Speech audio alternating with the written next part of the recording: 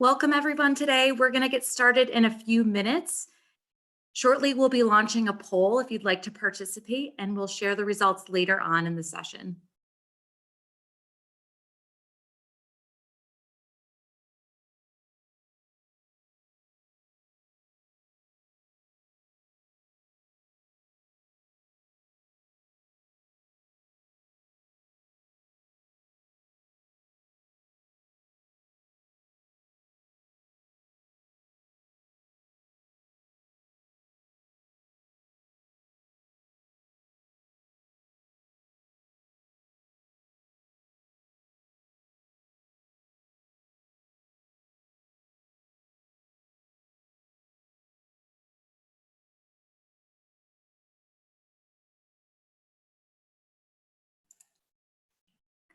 For those just joining us, welcome. We'll get started in a minute, but in the meantime, you can participate in the poll. And as I said, we'll be sharing those results in a few minutes.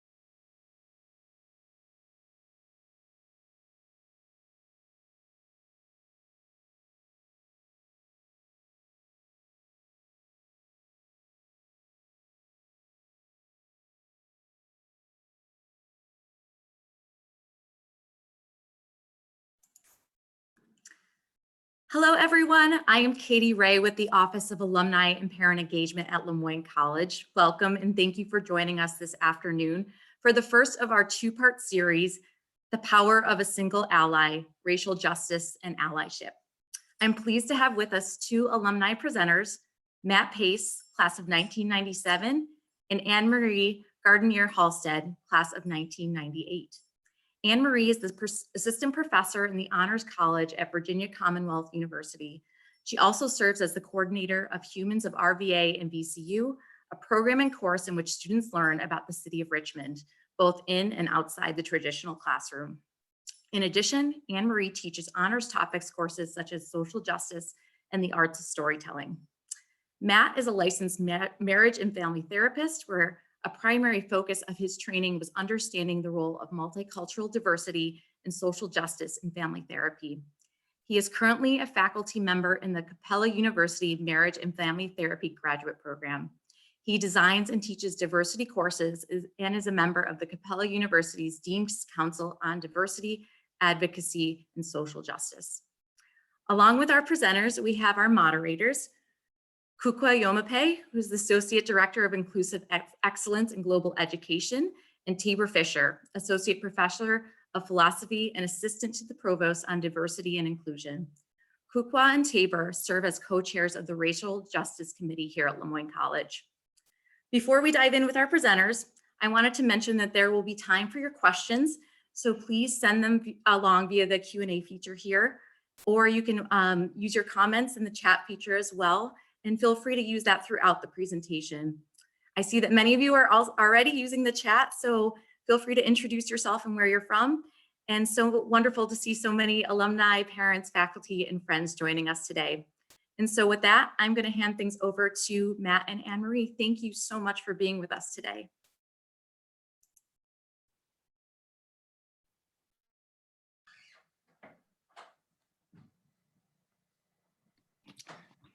Hi, everyone. So glad that you could join us. Good afternoon.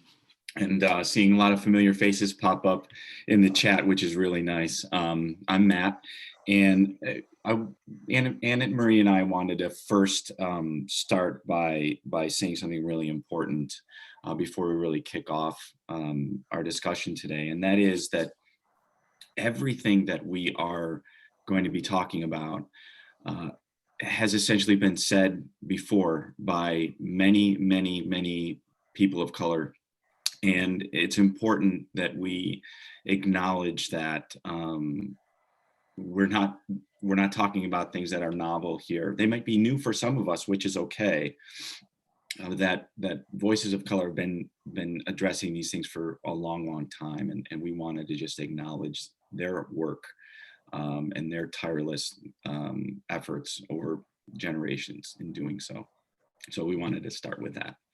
Yeah, thanks. I'm Anne-Marie, everybody. Thanks, Matt. We just want to thank Lemoyne for welcoming us back, even to a virtual space. It's nice to be back at our alma mater in this way, and really excited that so many people have joined us here today, familiar faces and new friends alike. So thank you for having us. We're really excited to chat with you about some things that are near and dear to our heart, and we're glad that so many people are open to being with us here today to chat about these things.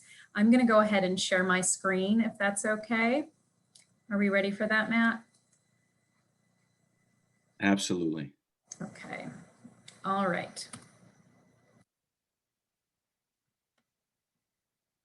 Okay. So we are going to begin with sharing a video with everybody called The Danger of a Single Story by Adichie, who is a wonderful author. We recommend any of her books to all of you. We're going to watch the video, and as you watch it, we're going to ask that you notice what you're responding to, notice what stands out to you, what resonates with you, and just be open to the messages in this TED Talk.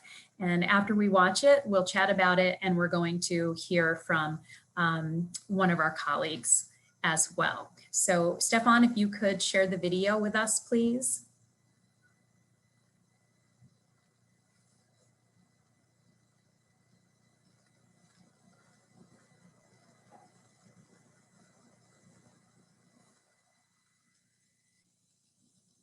Thank you.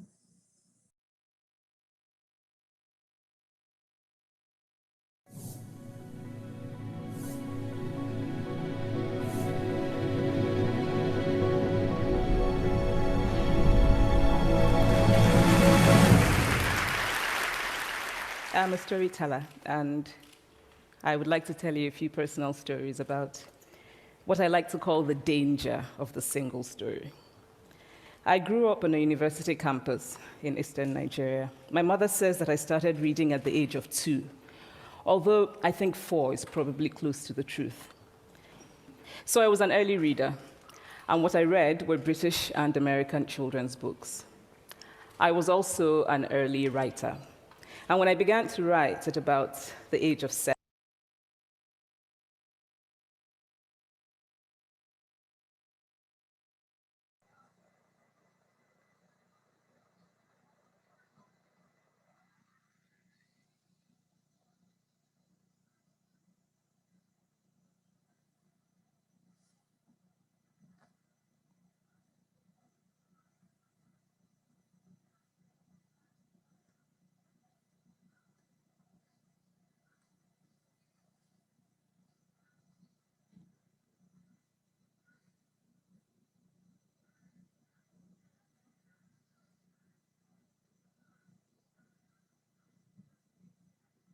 because the characters in the British books I read drank ginger beer.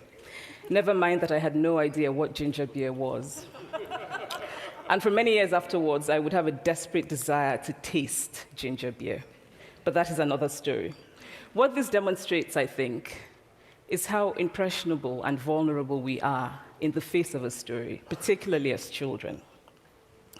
Because all I had read were books in which characters were foreign, I had become convinced that books, by their very nature, had to have foreigners in them and had to be about things with which I could not personally identify.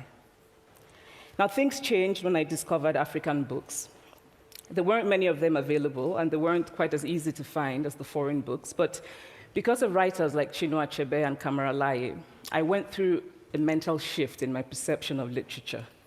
I realized that people like me, girls with skin the color of chocolate, whose kinky hair could not form ponytails, could also exist in literature. I started to write about things I recognized. Now, I loved those American and British books I read. They stirred my imagination, they opened up new worlds for me. But the unintended consequence was that I did not know that people like me could exist in literature. So what the discovery of African writers did for me was this: it saved me from having a single story of what books are. I come from a conventional middle-class Nigerian family. My father was a professor. My mother was an administrator.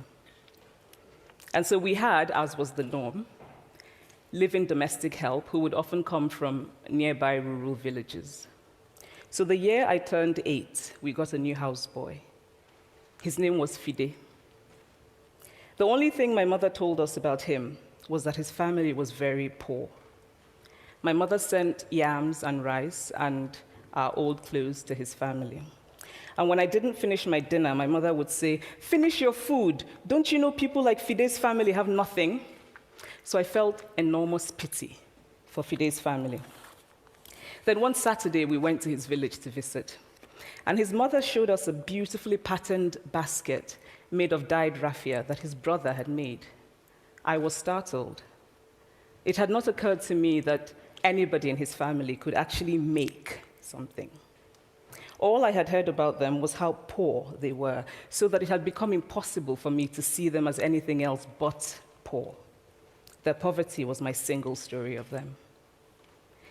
Years later, I thought about this when I left Nigeria to go to university in the United States. I was 19. My American roommate was shocked by me. She asked where I had learned to speak English so well and was confused when I said that Nigeria happened to have English as its official language. She asked if she could listen to what she called my tribal music and was consequently very disappointed when I produced my tape of Mariah Carey. She assumed that I did not know how to use a stove. What struck me was this: she had felt sorry for me even before she saw me. Her default position toward me, as an African, was a kind of patronizing, well-meaning pity. My roommate had a single story of Africa, a single story of catastrophe. In this single story, there was no possibility of Africans being similar to her in any way, no possibility of feelings more complex than pity, no possibility of a connection as human equals.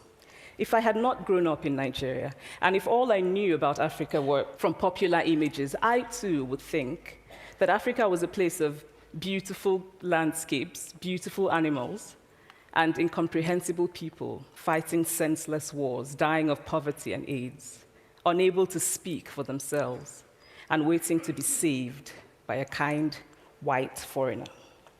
I would see Africans in the same way that I, as a child, had seen Fide's family. And so I began to realize that my American roommate must have, throughout her life, seen and heard different versions of this single story. But I must quickly add that I, too, am just as guilty on the question of the single story. A few years ago, I visited Mexico from the US. The political climate in the US at the time was tense, and there were debates going on about immigration. And, as often happens in America, immigration became synonymous with Mexicans. There were endless stories of Mexicans as people who were fleecing the healthcare system, sneaking across the border, being arrested at the border, that sort of thing.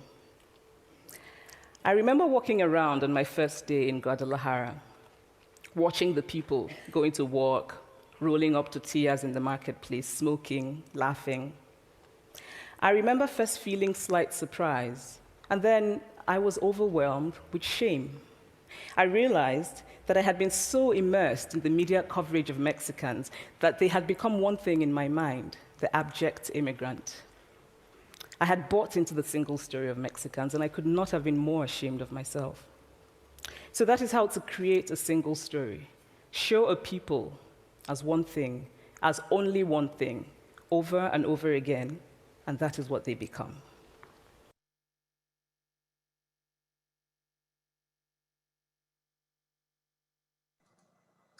Thank you for sharing that, Stefan, and thanks for listening with us, everybody. So that is a much longer TED Talk than what you just saw. It's about 19 minutes. Stefan did a wonderful cutting for us so you could get a sense of it. And as you're thinking about what you just saw and heard, keep all of that in mind as we transition a bit to my colleague, Kukwa Yomape, who's co-chair of the Racial Justice Committee at Le Moyne and is also Le Moyne's Associate Director of Inclusive Excellence and Global Education. She is going to share a story with us, and then we'll have the opportunity to discuss single stories together. So I'd like to turn it over to my colleague, Kukwa.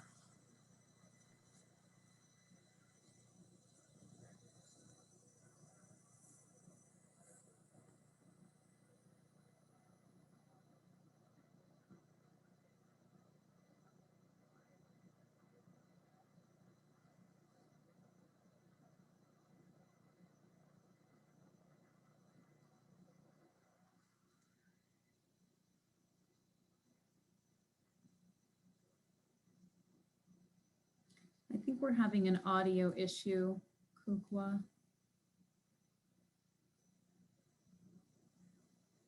You're not on mute.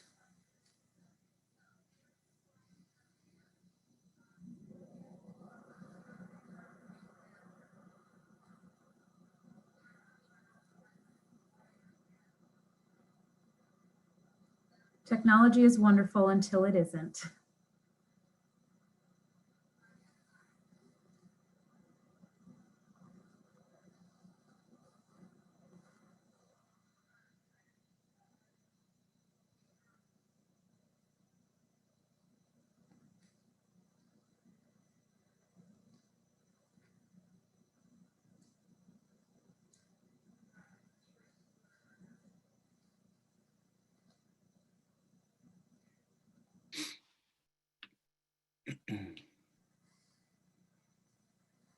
Maybe switching to your internal mic, Kukwa.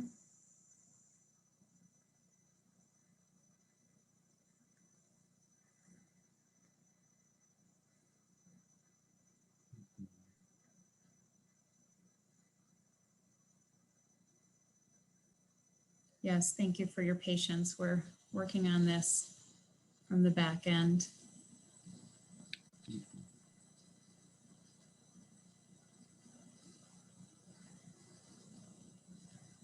All right, so why don't we let Kukwa and our tech team work on that as we move to our next slide, and then we will, of course, return to Kukwa's story. So why don't we move now to reactions to the danger of a single story, to that video clip that we just watched. We're curious about what resonated with all of you about that presentation by Adichie. You can let us know verbally, you can let us know that you want to share something, and one of our tech team members will unmute you so that you can share it with us, or you can write something in the chat as well. Is there something that stood out to you? Did something resonate with you? We'd love to hear your feedback. And Anne-Marie, while our participants are thinking about that, I'd love to share, something that stood out for me.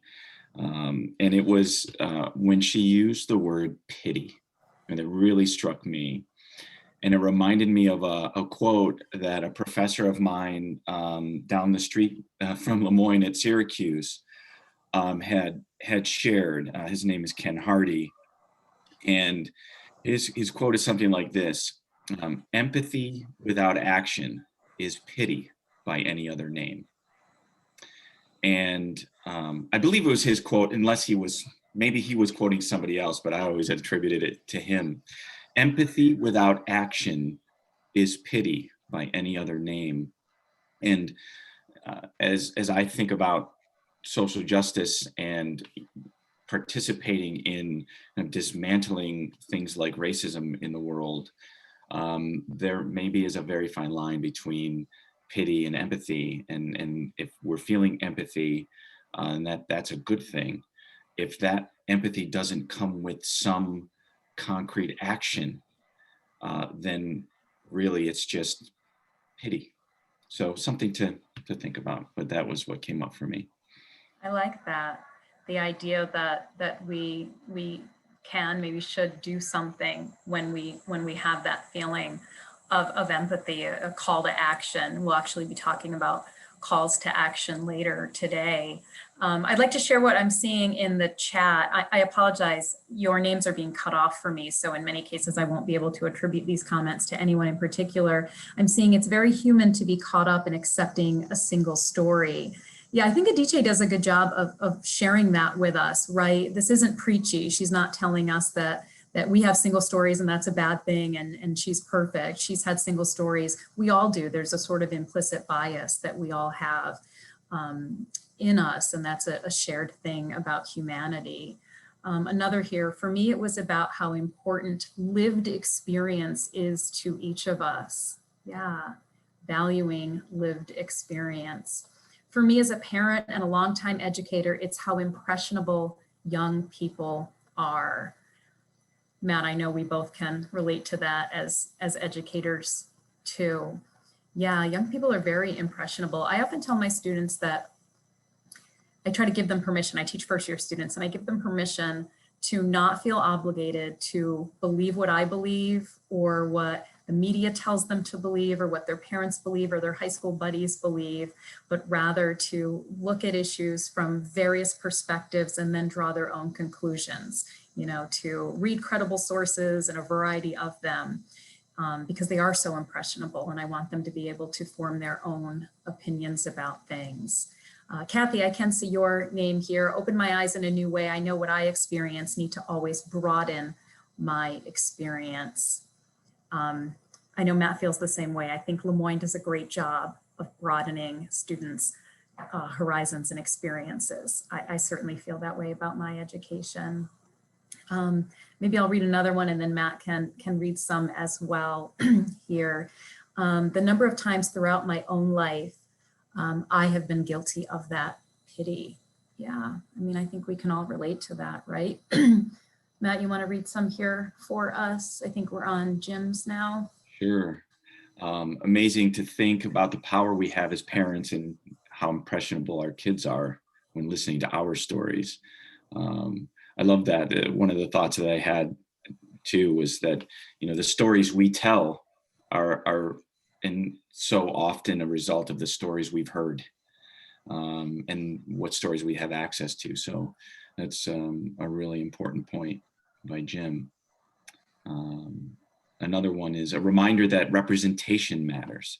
It's important to those seeing themselves, but also knowing they are being seen by others.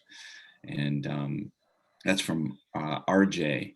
And you know, in my universe, RJ, I'm a family therapist, and we talk an awful lot about the importance of being seen, being heard. So that's a really wonderful point as well.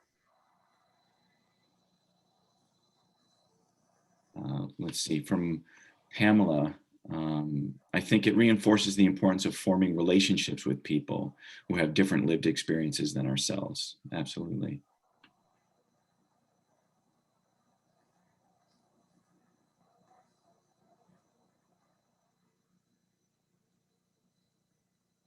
Let's see, we have one from Mike. It says, what struck me is the power of assumptions about other people or groups that one may not even realize are present. That's right, and particularly important to, shine a light on those things and raise our self-awareness, right? I think we we have one about forming relationships with people who have lived different experiences than ourselves from Pamela, right? That is always very educational for us, right? When we meet people and form relationships with them who aren't like us. I see my students doing that all the time. I teach at VCU in Richmond, Virginia, and it's a very diverse institution in a very diverse city. And my students grow so much from that. And they're the first to recognize it too. Absolutely. Mhm.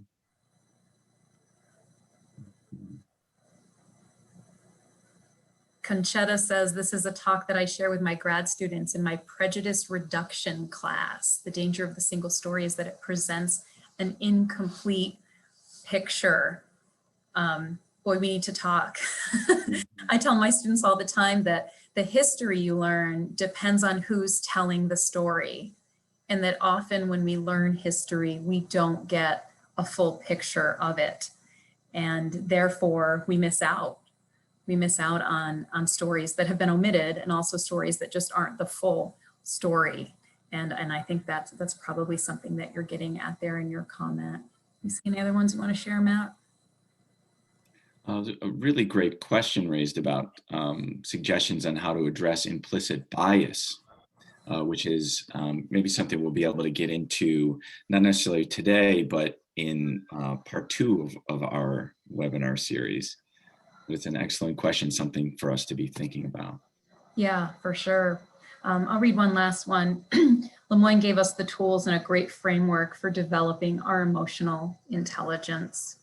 Completely agree. We're very lucky, and the alums in the virtual room, I'm sure, can attest to that, and parents in the room. I hope you'll feel good about knowing that that's something that Lemoyne absolutely succeeds at and that your children will be exposed to. So as we give Kukwa and Stefan maybe a little bit more time to sort out the tech issues that we're dealing with, I'd like to ask you all to think about single stories that you've experienced in your own lives.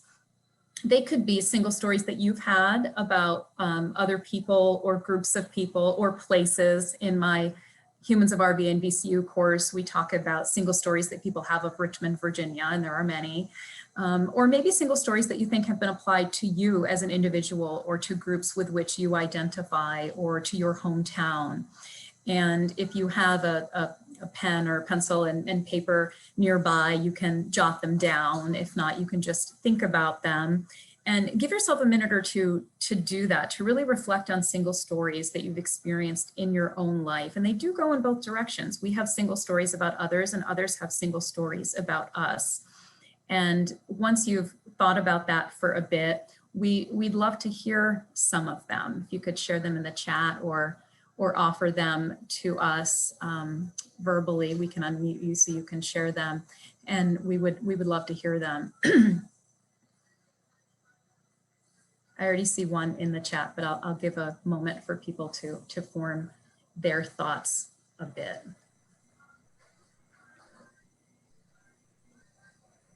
Yeah, we have a couple coming in. I thought maybe I'd step up as moderator and hand them out.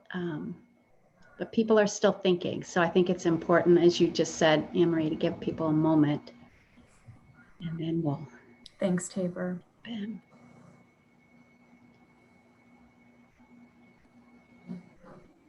So I'm going to go ahead and the first one that we saw was the single story of the veteran. And I'm wondering if Jackie, I think is the name of the person, some of them are a little bit cut off, would like to tell us a little bit about that. Do we need to unmute her? I can do that. Oh, we have someone with their hand up too. So learning technology. So Hey, Mark, just tell me the name again. that's, I think I unmuted Jackie. Can you You hear want me? to tell us a little bit about the single story of the veteran? Sure, I didn't really expect to actually have to talk, but You don't, you'd rather type, you can type. it's interesting, especially in this climate, because people make assumptions about you, particularly around your political affiliations. I remember going to, I started my master's, and I remember the second class that I was in, particularly because I had to submit an assignment. And I went to submit the assignment, and she had us going up and handing it in. And the instructor said, if this gets too difficult for you, just let me know. And I'm like, what do you mean? She said, well, I'm going to call you out a lot in this class. And I just need to know if it gets difficult. And I'm like, I don't understand. And she said, well, it's going to be obvious to me about your affiliations, and they're going to be different than mine. And I'm going to make an example of that. And I was like, what? And ironically, like I'm from Ithaca. I'm from actually quite a diverse area with very, so actually my thoughts are very, I'm very all over the map about things, and it's really not about, I feel very open to a lot of different ideas, and so it really struck me as odd that she would pigeonhole me just because of my veteran status, which she knew because of something that happened in class. And I was really taken back by that. And it really, so it was one of the very, it was odd because it was a time that I was put in an academic environment for the first time since I was a veteran. And it was, so I guess it's just interesting to bring it up in this environment with a lot of people in academia, because it's important to notice that if you do have bias, that it isn't always the case, number one. And number two, that it's important just to be aware that not everyone feels necessarily a certain way because of their veteran status. So it was just interesting.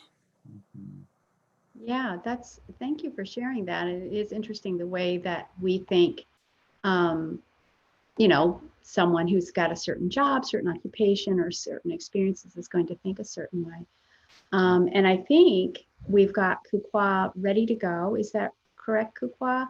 And we can hear her own story in a similar way. Can you hear me? Yes. Okay, that's great.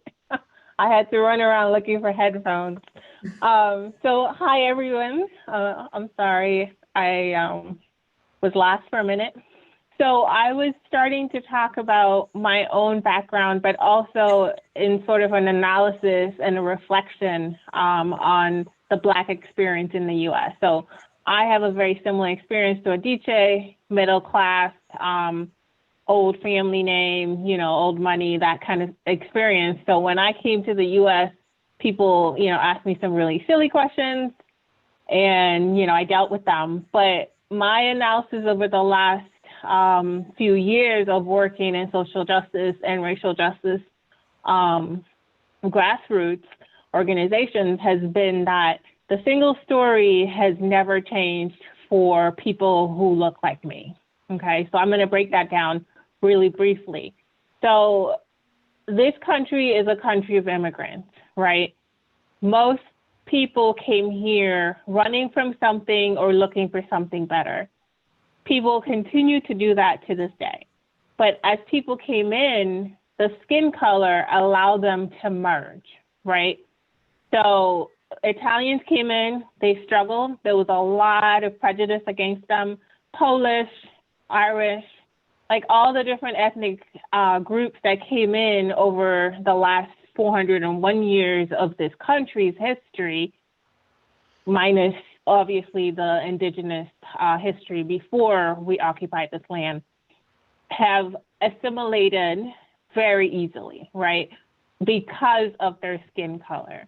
So Irish got taunted, Italian got put in the corner. Like all of those different groups ended up suffering, but eventually when they figured out how to play the game, they were able to do so because the skin color looked just like the people in power, okay? So the single story carries for them, but it stopped happening after they blended in. The problem with the Black experience and the color line, right, is that we are unable to blend in just simply because of our color, right? So I speak English very well. Again, Ghana was a British colony, so English is our official language. I'm standing before you, I've got 3 master's degrees, but when I walk down the street, even if I'm dressed well in a suit, it doesn't matter. The single story follows me. And so that's what I wanted to share today, is that single story is what keeps Black people, Black and brown, and I mean, as Adichie said towards the end of where we cut off, her experience of Mexicans, and in this case, Mexican and south of the border immigrants who are coming here looking for a better life. So our experiences are not, we're not able to let go, right? We're not able to say, okay, show me where I sign. I want to be white too, right? I want to join this battle. I look like you. I'm going to join you, right? So the skin color has been the reason, at least in my analysis, that Black and brown people have not been able to blend in or cross that line, right? So that's what I want us to kind of focus on today. Absolutely, Deborah, thank you. I love Isabel Wilkerson. But that's what I want us to think about, right? So we talk about racism. This is a systemic thing. This is institutional. It's been built in the system. But the people who were first brought here that look like me have never been able to cross over, right? Just simply because of skin tone. And that's what keeps making the racial divide so obvious. Just because you look at me and you automatically have a single story. And that single story has never left American mind, right? The consciousness of America has always held the same single story for Black, especially Black people, right? So I just want to put that out there. When I talked to Matt and Anne-Marie, they thought, oh, that's a great idea. Let's put that out there as well and have people start thinking about it. So I'm going to stop talking, but Tabor and I are going to jump in when it's time to moderate, and I can talk more about this, or we can talk about whatever else that you're interested in. I always tell, and Tabor, Anne-Marie, and Matt will vouch for me. I always tell my white people that I'm probably the most tolerant Black person you're going to meet. I do not write you off until you make me write you off, okay? So I'm open for questions, whatever it is you need. I want to help you learn and help you work through this. So thanks for listening. Thank you, Kukwa. We have some comments in the chat. I don't know if Tabor wants to share them with everybody, but I love that people are responding to what Kukwa shared with us. Yeah, I think I would also give a big thumbs up to Isabel Wilkerson's cast. It's an amazing book, but there's been a lot of single stories mentioned. And as Kukwa pointed out, if you have a single story that limits you, you can often overcome it if you can link in another way, like through skin color. And so as a seminar on white allyship, I just kind of wanted to ask everyone, but especially our panelists, what do you do as an ally when you see someone, or is that something, Matt, that we're going to do next time? When you see that someone's gotten trapped in a single story, that others have them tied up and can't see past the single story. And then what do we do to get out of our own stories? And can we do that for others or not? I don't know if we can. Right. Yeah. And thank you, Kukwa, for sharing your story. It's always, the YouTube video was very powerful, and it's always so much more powerful for me when we have someone like Kukwa sharing, who's essentially sitting in the room with us, and someone that's among us. So thank you for that. So we will be getting into stuff like that in our next talk, but I will offer this, and it's something I was thinking about as Jackie was sharing her story, and it's question marks instead of periods. And in Jackie's story, I heard statements that the professor was making rather than questions. And so I feel like an antidote of sorts to single stories is using more question marks and less periods. Curiosity essentially is the antidote. Yeah, and some of these comments in the chat are just fantastic about single stories being cemented in the systems of business, healthcare, education, which is why ending systemic racism is so important. You're providing us a nice segue. We're getting to that actually. But one of the things that I do with Humans of RVA and VCU, which is very similar to Humans of New York, for those of you who know that, is my students try to tell the stories of people of Richmond and try to dispel any myths or single stories that people have about the people of Richmond and or the city of Richmond. And it comes from a place of questioning, right? We don't want to make assumptions about people. We want to ask them about their own lives and lived experiences and then share those stories, because we believe that storytelling makes a really big difference in how people view each other and listening to authentic stories. And that comes from asking people to share their stories. Again, as Matt says, question marks instead of periods. We can learn so much from each other by just hearing each other's stories. But in order to do that, we have to listen and be open to them. So this being open is really important, and another reason why we're so glad that you're here. So we're gonna move forward here a bit. Matt's going to share poll results with us and define some terms for us. Yes, and so Stefan, my friend, our technological wizard extraordinaire, awesome. Okay, so based on the poll question, how comfortable are you talking about racism? We have, thank you, by the way, for everyone participating. It's a nice number. So we have about 4% saying that they're not comfortable, 19% saying they're somewhat uncomfortable, 51% somewhat comfortable, and 26% is very comfortable. So those are, fascinating results. In my experience in teaching about social justice, about racism, it's not uncommon to have a range of experiences and a range of levels of comfort. So as we sort of think about these results, I'd just like to invite everybody to think about what this means to you, and how do you make sense of it. So if you're feeling either somewhat uncomfortable or not comfortable at all, how are you making sense of that? To what do you attribute the discomfort that you may feel? And to do some reflecting on that. And then to those of you who are feeling somewhat comfortable and very comfortable, how did you do that? Wow, right? That's wonderful. So how did you make that happen? Or, how did those of you who you are in relationship help you to make that happen? I think what we can unpack there would be some really important things to share with others, right? So thank you for participating in the poll. I also, again, I mentioned that I'm a family therapist. I always like to invite everyone to think about our families of origin, the families we have grown up in, and the role that they have played in our comfort level, talking about race and racism. What did we learn from them? And, what are we passing on to the next generation?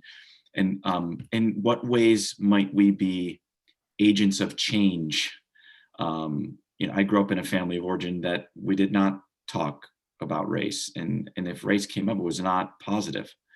And so how are we wrestling with that and becoming perhaps agents of change around that for the next generation?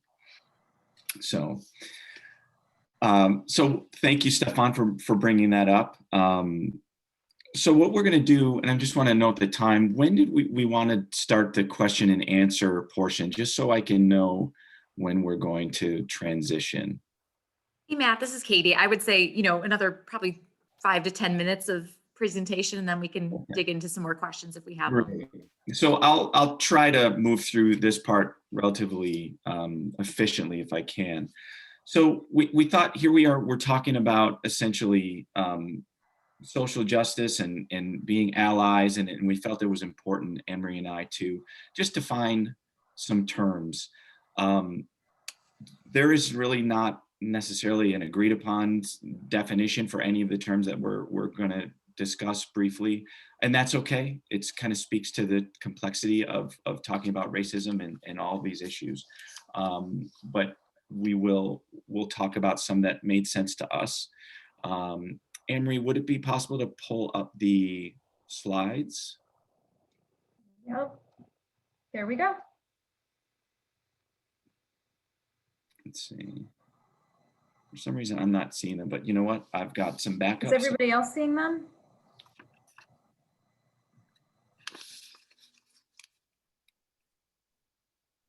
That's okay. Folks are going to be getting a copy of the slideshow, correct? Yes. Let me see. I don't know how they disappeared. Not a problem. I assumed we were all seeing them. Let me keep working at it, Matt. Okay. We have racism and anti-racism up first. Mm-hmm. I'm going to keep working at it. Yeah, you do that, and that's why printing them out is always a good idea, everybody. Yes, absolutely. And perhaps Stefan can bring them up if I can't somehow. But before we dig into these, what I wanted to invite everyone who's listening to do is to reflect on, as you hear these terms and definitions, to just pay attention to the thoughts, feelings, and images that come up for you when you hear the words, when you hear the definitions. Oh, there we go. Perfect. Thoughts, feelings, images, okay? So first we'll start with racism, and that is a belief that race is a fundamental determinant of human traits and capacities, and that racial differences produce an inherent superiority of a particular race. Also, any policy or idea that results in racial inequality. All right, so that's our first term. Thoughts, feelings, images. All right, and just note those. I'm going to move on to anti-racism. Anti-racism essentially is supporting and instituting policies and ideas that level racial inequalities. Okay. Thoughts, feelings, images. Next is institutional racism. This is where assumptions about race are structured into the social, let me move this window around, structured into the social and economic institutions in our society. Institutional racism occurs when organizations, businesses, or institutions like schools and police departments discriminate, either deliberately or indirectly, against certain groups of people to limit their rights. This type of racism reflects the cultural assumptions of the dominant group. And then finally, ally. An ally is someone who makes the commitment and effort to recognize their privilege, for example, privilege based on gender, class, race, sexual identity, and so on, and works in solidarity with oppressed groups in the struggle for justice. Allies understand that it is in their own interest to end all forms of oppression, even those from which they may benefit in concrete ways. We're going to be talking more about allyship in session 2, which we hope you'll join us for. So more to come on that. For now, we want to talk a little bit about allyship in action, and we won't spend a lot of time on this because we want to get to your questions. We heard before a question about allyship and how to move to action, right? And I just want to give you one little example. After the killing of George Floyd, my own neighborhood had a conversation which started in our neighborhood Facebook group about what the neighborhood might do. Might we organize a march? Might we do 8+ minutes of silence in honor of George Floyd? And it started quite a big debate actually in our neighborhood. Some people thought, well, that's a great idea, let's organize. Other people thought it was a terrible idea. This might bring unwanted attention to our neighborhood. It might put us in danger. And that conversation, that controversy, if you will, led a small group of us to form a group which we call Walton Park Unity, and Walton Park is the name of the neighborhood. And after some conversation, we decided that the mission of the group would be to end white silence in our neighborhood. And speaking of sitting in discomfort and challenging ourselves and being uncomfortable, no one in this new group knew exactly what we were doing in running such a group. We just knew that we didn't want to be silent, and we didn't want people who were uncomfortable and didn't want to do anything to prevent us from doing something and speaking up and holding each other accountable in being allies.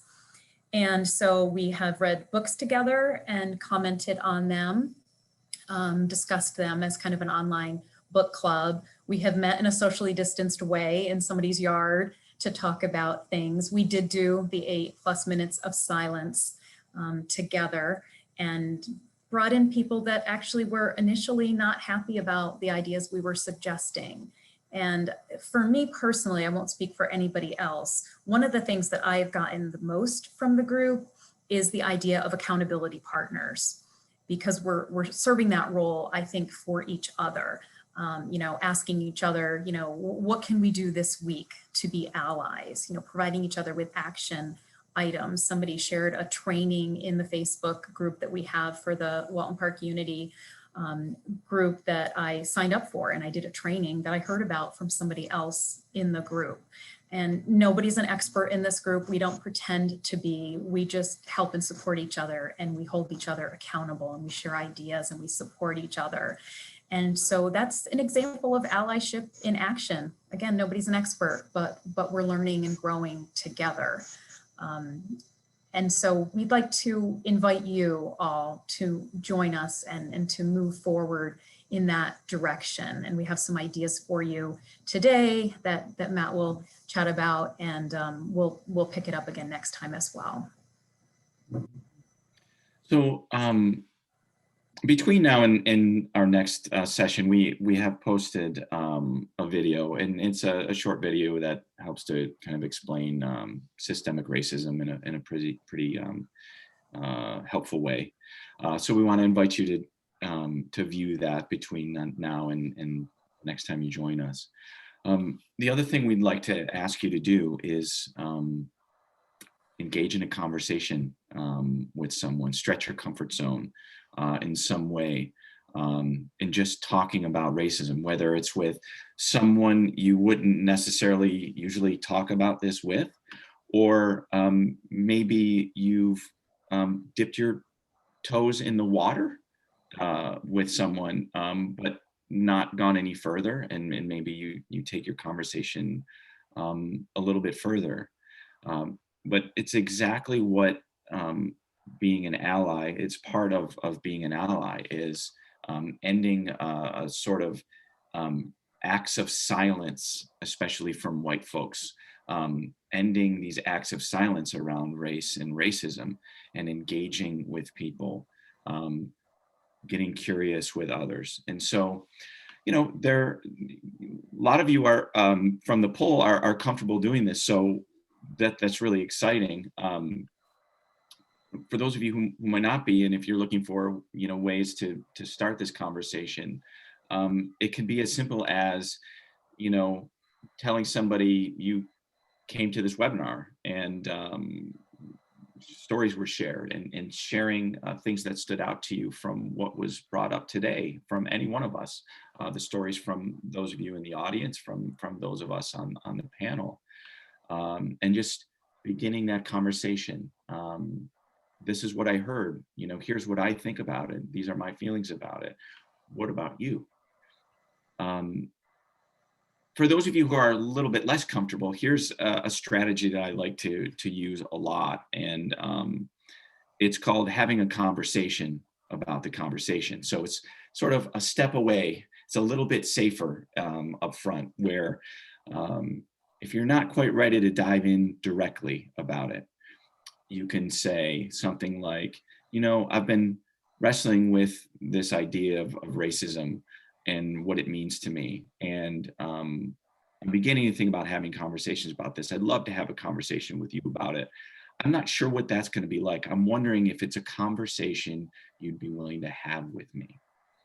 And if we do have this conversation, here's some of my hopes and fears about it. What are some hopes and fears you might have about having this conversation with me? And then you sort of contextualize this, and you learn what each other needs to have a helpful, fruitful discussion about a topic that for very many people is very challenging. And so that might be a helpful strategy to employ. And then we'd suggest that after you have such a conversation, if you do, that you process that conversation and reflect on it, which can be useful moving forward. And finally, we just want to thank you for being here and being open and for allowing yourself to be uncomfortable. We know that can be a scary thing, and we ask you to continue the conversation, specifically with all of us on December 10th at the same time. We really do appreciate your being here and learning and growing with us as we learn and grow together with you. And now I think we'd like to open it up to some questions if you have any. And I can stop the share here so we can see what's coming in. There was a good question in the chat, and now I'm trying to find it because we have such lovely active people in the chat that, it scrolls up. But something here that Peter asked about how people tend to deny the existence of systemic racism. And why is that? He wants to know. Why do people do that? And I guess eventually we'll talk about what we can do about that. But why do you think it is that people have a hard time seeing systemic racism? I'd be happy to share a few thoughts. I don't know that I have the answer. It's an excellent question, Pete. But I can share some of my thoughts and some things that I've learned along the way. In particular, as a white person who talks a lot with white people about this, I feel that a lot of folks are afraid of what it means about them if they were to believe that this is true, right? If they were to believe this is true, then what is my role? And so in effect, it holds up a mirror to me. And I've been through this process. I continue to go through this process as a white person. Holding up the mirror can be very uncomfortable, especially if I'm implicated as having played a part, knowingly or unknowingly, in some really awful things that persist, like racism. So I think it's uncomfortable to have that mirror held up. And then, what lots of folks, as I've learned as a therapist about human behavior, would like to turn the mirror and reflect that light that's being, that's on us, and deflect it away towards other people or other things. So I think that process is something that is a significant barrier, so that I believe, a lot of white people in particular need to get more comfortable managing our feelings of discomfort and anxiety about what this means about who we are.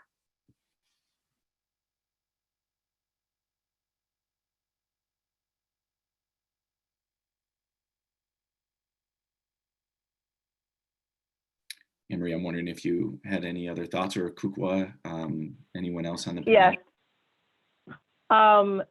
It says, at Peter, I wonder if this has to do with us as white people never having to explore whiteness and what it means. We don't have to investigate that part of our identity. Anne-Marie, you want to comment on that?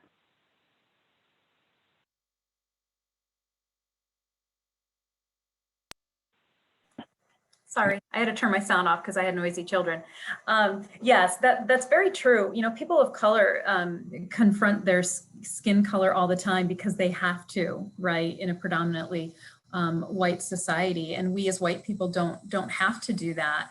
And so I think that does play a big role. Something that I also see, and I learned this from my students, is that when we're faced with the idea of systemic racism as white people, a lot of folks, I think, feel that that doesn't leave room for them to share their hardships. You know, the idea of white privilege makes white people very uncomfortable. But what do you mean I'm privileged? You know, I grew up poor. Or what do you mean I'm privileged? I had these hardships. And when I wrestle with that in the classroom with students, one of the things that we talk about is that white privilege doesn't mean that you didn't struggle. It just means that your race isn't the reason that you struggled. We all struggle, right?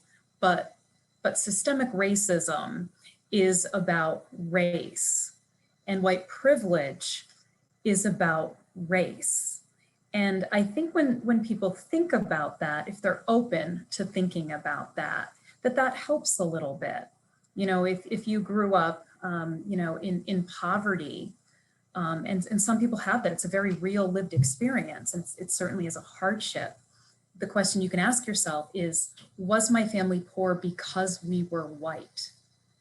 And I think that's a way to really dig deep about systemic racism and white privilege.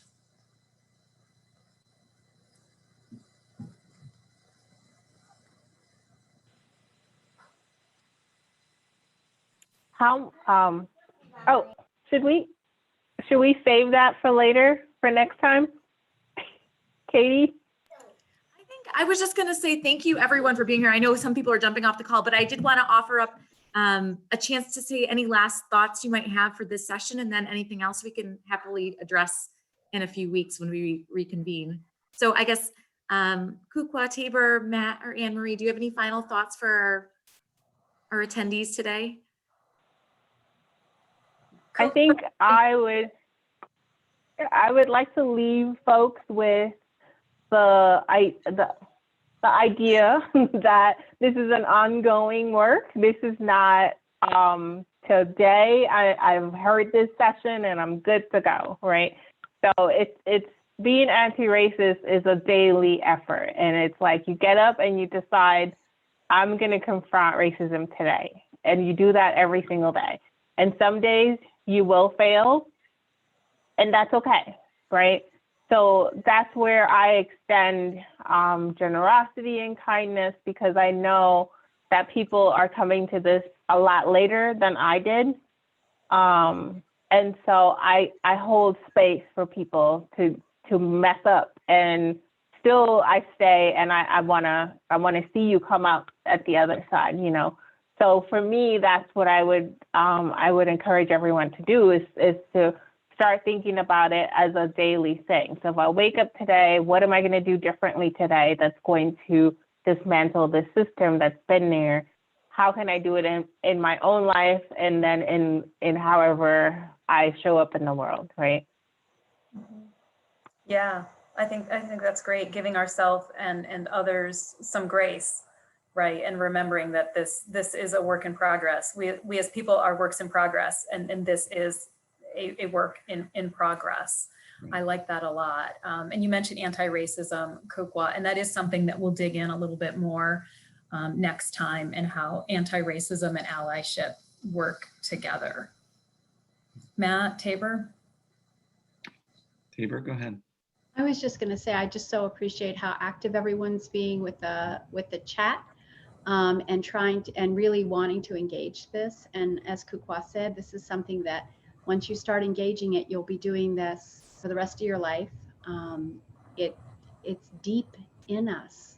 It's so deep in us that it takes a long, long time. And I actually don't know if I'll ever unearth all my my white privilege and my white supremacy, but I will continue to work to become aware of it and keep trying. And so I just appreciate everybody working so hard in the chat, and I hope you'll be back. And there's been so many wonderful suggestions for how to continue that ongoing work. So I hope you'll stick with it. And there's one link I'm really happy. I'm going to go back and watch.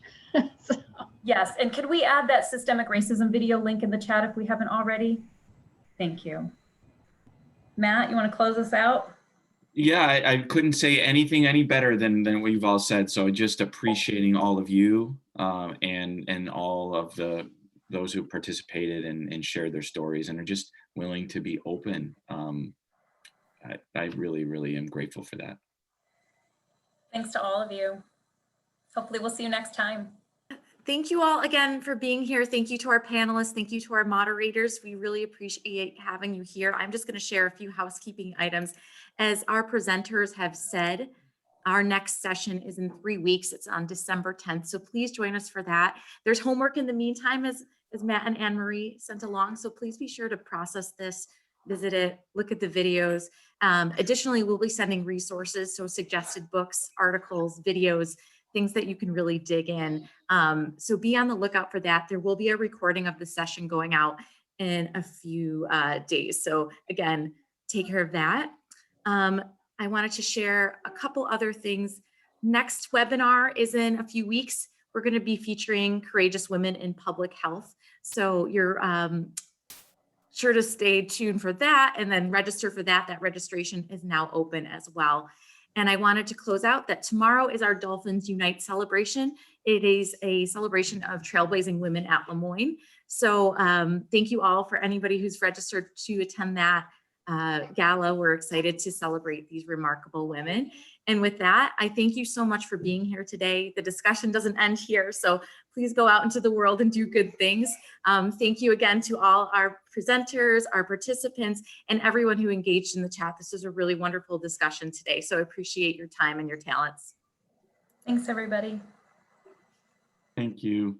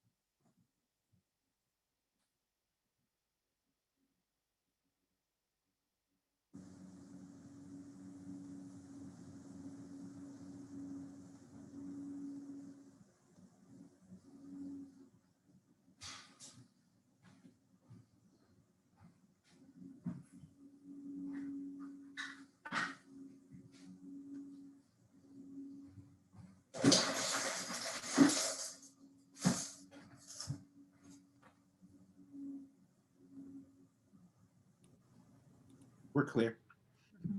Thanks, Stefan. Thank you all so much. Thanks, everyone. Whew. Sorry about the tech issue, Stefan. Thanks for being there. Kukwa, I'm glad we got you back. Yes, thank you, Stefan.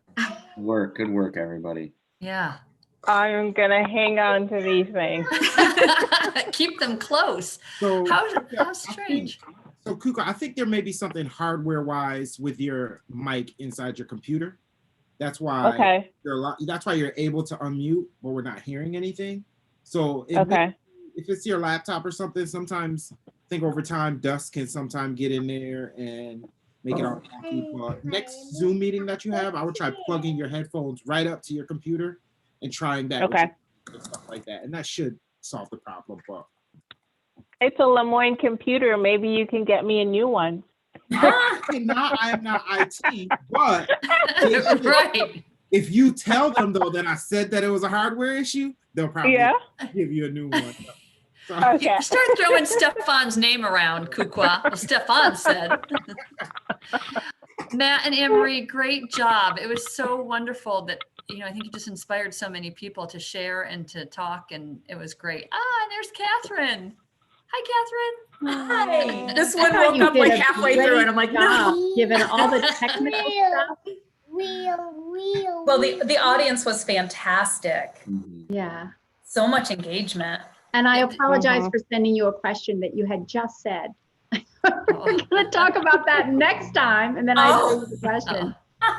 Well, and I apologize for jumping on the chat. I totally stole Tabor's thunder. I'm just so used to doing Oh, that. no, that's great. I just wasn't sure when I was supposed to come in. And so I'm glad you I came in when you apologize. did, because I should might have been have just kept going. It was all good. As a viewer, I thought it went smoothly. I mean, aside from the tech issues, but I think people understand that Yeah. those are beyond our control. But